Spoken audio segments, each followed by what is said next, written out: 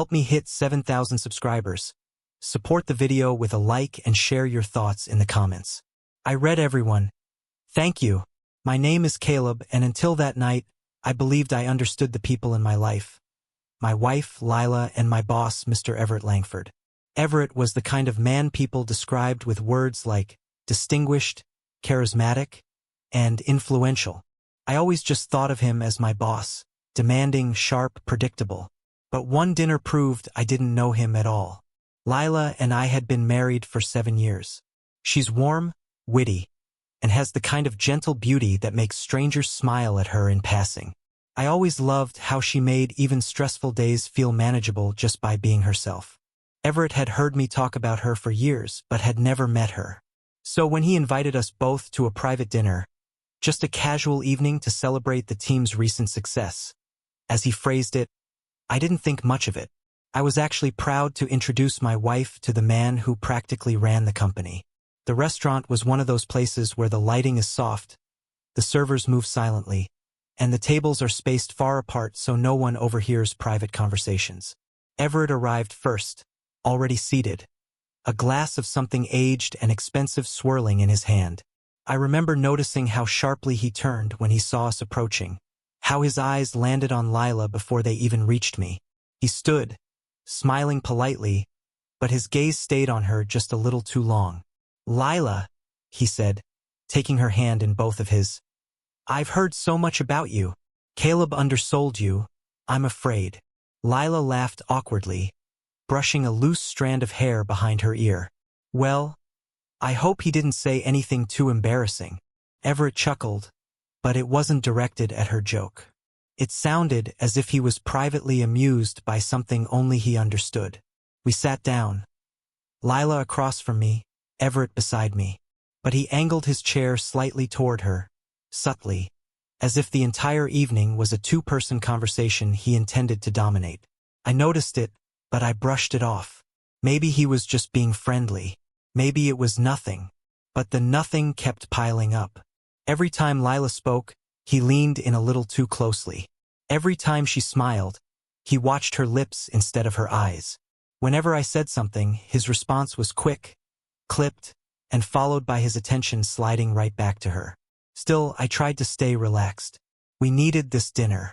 Everett controlled the big promotions, the big raises, the big opportunities. Impressing him mattered, maybe too much. Halfway through the evening, the waiter brought out a bottle of wine. Everett gestured for Lila to take the first sip.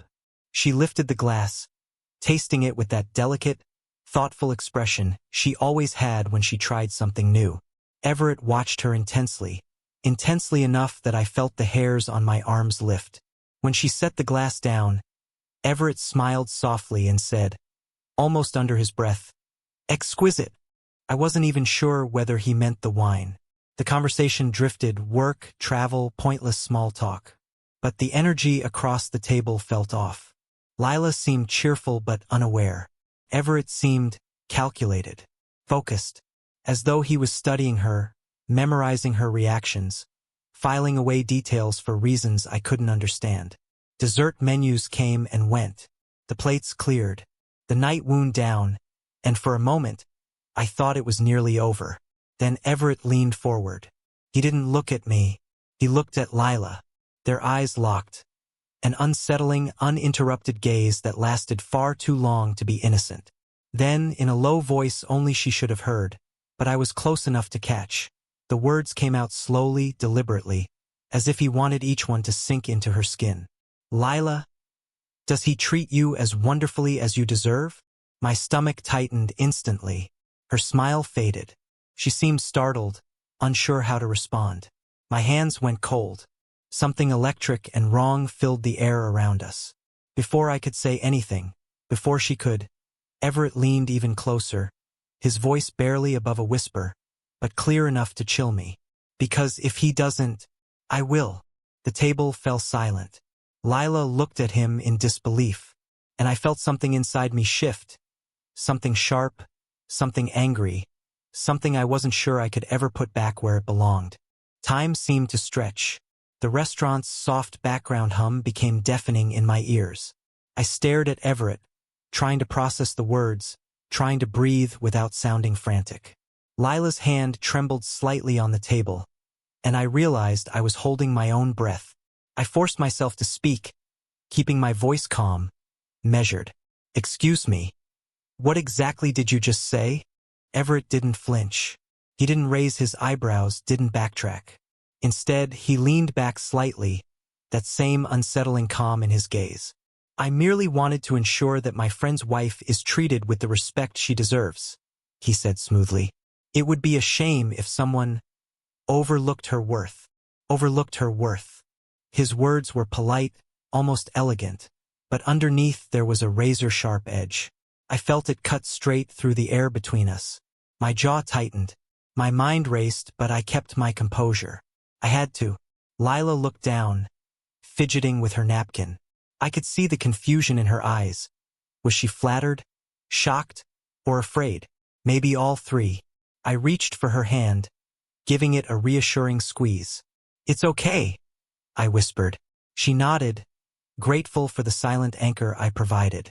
Everett continued as if nothing had happened, his tone friendly, but the underlying implication hung like smoke in the room. "Caleb, you were fortunate to have someone like Lila. Truly. Rare to find someone who balances kindness, humor, and intelligence so effortlessly. She's remarkable." I swallowed hard. I wanted to respond with anger, to assert control, but I knew it would escalate the situation, and I wasn't sure I wanted the restaurant to witness it. Instead, I let him finish. Dinner ended shortly after, and we stepped outside into the crisp night air. Lila walked beside me, quieter than usual, lost in thought. Everett followed a step behind, offering polite small talk, but I barely heard him. My mind was racing with scenarios, questions, and a surge of adrenaline that refused to fade. Back in the car, I finally let myself exhale. What was that about?" I asked, unable to keep the tension out of my voice. Lila shook her head. I don't know, Caleb. I think he meant something about how he values people. But the way he said it, it felt like a threat. Or maybe a challenge. A threat. A challenge. My stomach churned. I had always trusted people, especially those in positions of power, but Everett was different. Calculating. Dangerous in a subtle way. My protective instincts flared. The next day at work, I couldn't concentrate. Every glance toward Everett made my chest tighten. I replayed the dinner over and over, analyzing every word, every glance. My professional judgment told me he hadn't crossed a physical line. But emotionally, the impact was undeniable. The insinuation that if I failed to appreciate Lila, he might step in, echoed in my mind. I spent the next few days watching him carefully, noting subtle interactions with colleagues, the way he observed others, the tiny smirks, the brief touches of flattery that seemed to disarm people. He was meticulous, and he clearly knew how to manipulate a room without anyone realizing it. But I wasn't about to let him manipulate my marriage. Not ever. I began to notice Lila was quieter than usual around me too. She didn't mention the dinner, didn't recount the whisper. I could tell something lingered in her mind. That night, over a late cup of tea, I finally spoke. "Lila, I know something happened at dinner.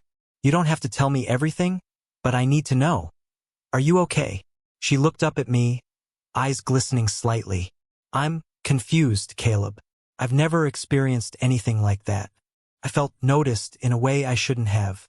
And now I feel unsettled. Unsettled." The word struck me like a punch. It wasn't just Everett's words. It was the implication, the power dynamics, the threat he subtly wielded. I felt the protective surge again, but this time it was sharper. Focused. I made a decision in that moment. If anyone, no matter how powerful, was going to threaten the balance of my life, my marriage, my peace, my family, they would have to go through me first. I wasn't the kind of man who stood by quietly while someone tried to unsettle the people I loved. Over the following weeks, I watched carefully, but I didn't confront him immediately. Instead, I built subtle defenses. Boundaries at work, protecting private conversations with Lila, reinforcing our trust. Every interaction became a test of character, a silent contest of control. And through it all, Lila and I talked, openly, honestly. We didn't let fear or confusion fester. The truth slowly became clear. Everett had always been observant, always testing. But the difference between him and me was the way we responded. He thrived on tension, subtle dominance, and manipulation. I thrived on clarity, trust, and loyalty. One evening, a month after that dinner, Everett attempted another subtle intrusion, an offhand remark about Lila's charm in a meeting. I calmly interrupted, corrected the direction of conversation, and made it unmistakably clear that our personal lives were off-limits. He smiled, slightly surprised, and backed off. Lila and I sat in silence after the meeting, hands entwined.